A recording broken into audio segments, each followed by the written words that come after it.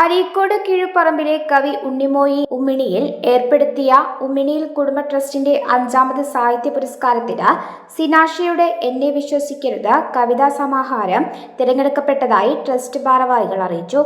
Kanhangad GVHSSലെ 12ാം class വിദ്യാർത്ഥിനിയാണ് സിനാഷ.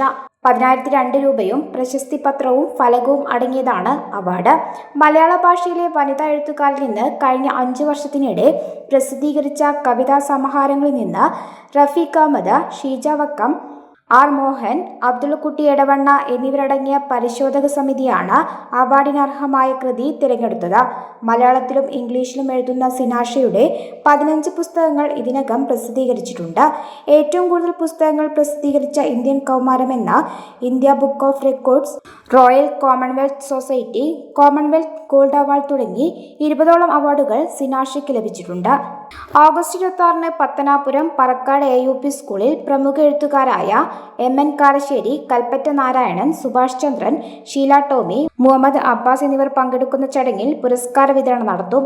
അഹമ്മദ് സലീം ഉമ്മിണിയിൽ, അഹമ്മദ് നജീബ് ഉമ്മിണിയിൽ, അഹമ്മദ് കുട്ടി പാറമ്മൽ, ലുക്മാൻ അരീക്കോട്, വേണുജി നായർ, അഹമ്മദ് നസീർ ഉമ്മിണിയിൽ തുടങ്ങിയവർ വാർത്താസമ്മേളനത്തിൽ പങ്കെടുത്തു.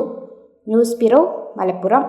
NIPMS Academy, Nisar Hospital, Valancheri. For admission 9957 08048.